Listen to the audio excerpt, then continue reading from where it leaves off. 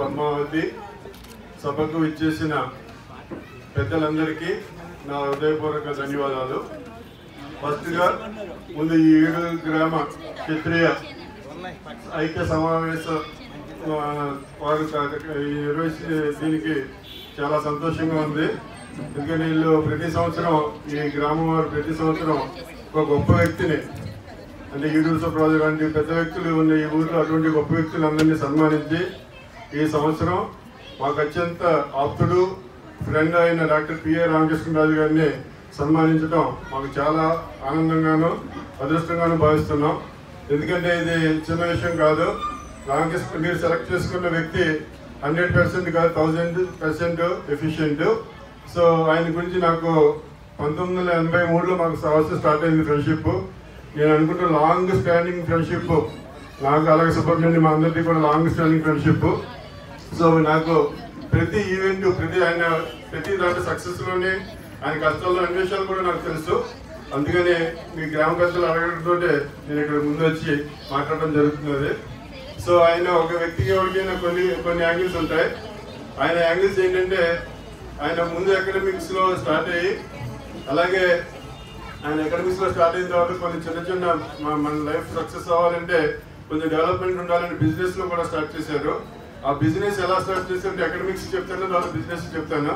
So first ఒక చిన్న shop కలదోడు shop తోటి స్టార్ట్ చేసి అప్పట్లో ఆయన ఎంతమంది చూప్ చేస్తూ ఉంటాను అన్నమాట. మీరు పెంపించేటువంటి మామూలుగానే అప్పుడు 2 రోజులకి 3 రోజులకి ఒక కస్టమర్ వచ్చేవాడు అనమాట కలదోడు కొనుక్కోవడానికి. అయినా సరే ఆయన అలాగే కష్టపడి తర్వాత పొలాలని కల్లపూడి విలేజ్లో కానీ లేకపోతే కృష్ణా డిస్ట్రిక్ట్లో కానీ లేకపోతే దొంగపేటలో కానీ అలా పొలాలు కొని, ఎందుకంటే లైఫ్లో 2 కావాలి. ఆయన వ్యాపారాలు చేసేటప్పుడు కూడా ఒక గొప్ప విషయం ఏంటంటే ఎప్పుడు కాలేజీ ఒక్కరోజు లేట్గా రావడం కానీ ఆయన పైన ఉన్న అధికారుల చేత ఎప్పుడు ఒక చిన్న మాట అనిపించుకోవడం కానీ లేదు. ఆ రకంగా వ్యాపారంగా కూడా బ్రహ్మాండంగా సక్సెస్ అయ్యారు. ఆయన హౌస్ కట్టడం కానీ ఇవన్నీ కూడా చాలా బాగా సక్సెస్ అయ్యారు. నెక్స్ట్ వచ్చేటప్పటికి ఎకడమిక్స్ అంటే జనరల్గా ఆయన సివిల్ ఇంజనీరింగ్లో మిగతా కాలేజెస్లో అయితే జియాలజీ అనేది చాలా చిన్న పార్ట్ అనమాట. ఆయన స్వయం కృషితోటి ఆయన కష్టపడి ఓన్లీ ఆయన efficient because of his own efficiency ఆయన ఒక్కొక్క స్టెప్ జియాలజీ నుంచి అసోసియేట్ ప్రొఫెసర్ నుంచి ప్రొఫెసర్ తర్వాత వెట్ సెంటర్ అనేది ఒకటి ఆయన ప్రత్యేకంగా స్థాపించారు. ఎస్ఆర్కేఆర్ కాలేజ్ ఉన్నంతకాలం వెట్ సెంటర్ పేరు చెప్తే రామకృష్ణరాజు పేరు గుర్తుండే అనమాట. అంత బాగా ఎస్ఆర్కేఆర్ ఇప్పుడు ఉంటుంది. సో ఆ ఎస్ఆర్కేఆర్ వెట్ సెంటర్ అనేటప్పుడు రామకృష్ణరాజు పేరు ఇప్పుడు గుర్తుండాలి. అలాగే ఆయన కష్టపడ్డారు. ఆయన కష్టపడి ఈ సరౌండింగ్స్ అన్నింటిలో కూడా ఏ ఇంజనీర్ వచ్చినా సరే ఎవరు వచ్చినా సరే వెట్ సెంటర్లో కంపల్సరీగా చూడవలసిందే. అంత మంచి పేరు తీసుకొచ్చారు. తీసుకొచ్చిన తర్వాత మూడోది ఆయనకి పేపర్ వాళ్ళు ఏంటంటే అది కూడా నాకు తెలుసు. ఫస్ట్ లీప్ ఇయర్ అని ఒకటి ఉండేది అనమాట. లీప్ ఇయర్ వచ్చింది ఒక టైంలోనే. అప్పుడు ఆయన పేపర్స్ లో పబ్లిష్ చేయాలని మేమందరూ తిరిగాం. వార్త అటువంటి వేరే దాంట్లోకి వెళ్ళి వాళ్ళకి ఇస్తే వాళ్ళు మేము బతిమాల్సి వచ్చింది అనమాట. ఈ రోజు ఈయన కనపడితే చాలు ప్రెస్ వాళ్ళందరూ చాలా హ్యాపీ ఫీల్ అవుతారు. ఎంత కావాల్సి అంత చెప్తారు అనమాట. సో ఇటు ఎకడమిక్స్ అటు బిజినెస్ ఇటు ప్రెస్ అన్నింటిలోనే ఒక వ్యక్తికి ఇన్ని క్వాలిటీస్ అనేది చాలా అరుదు. అన్నింటిలో కూడా రామకృష్ణరావు సాధించారు. నాకు ఆయనతో ఉన్న ఫ్రెండ్స్ ఆల్రెడీ చెప్పాను కదా, నాకు అన్ని తెలుసు.